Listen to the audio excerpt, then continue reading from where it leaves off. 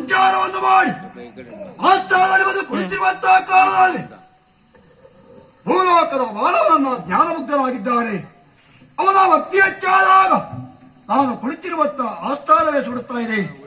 ಹಾಗಿದ್ದೇನೆ ಅಂತ ಪರಮಭಕ್ತರು ಯಾರಾಗಿರಬಹುದು?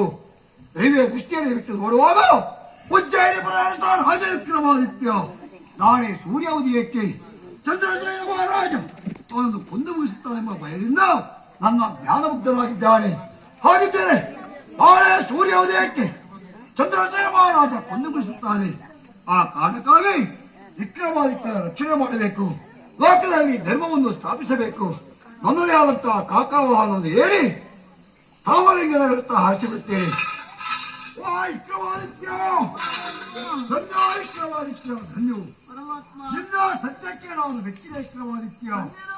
ವಿಕ್ರಮಾದಿತ್ಯ ನಿನ್ನ ಭಕ್ತಿಯ ವೆಚ್ಚ ನಾನು ನಿನ್ನ ಎದುರಿನಲ್ಲಿ ನಾನು ಕೃತಜ್ಞನಾಗಿದ್ದೇನೆ.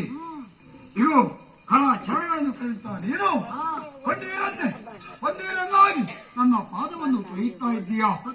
ಇವು ನಿನ್ನ ಭಕ್ತಿಗೆ ನಾನು ಮೆಚ್ಚಬೇಕಾದ್ದೆ. ಬೇಡುವರವನ್ನು ಕರುಣಿಸುತ್ತೇನೆ ವಿಕ್ರಮಾದಿತ್ಯ. ಪರಮಾತ್ಮ ವರವನ್ನ ಅನುಗ್ರಹಿಸುವೆಯಾ ದೇವ? ವರವನ್ನ ಬೇಡುತ್ತೇನೆ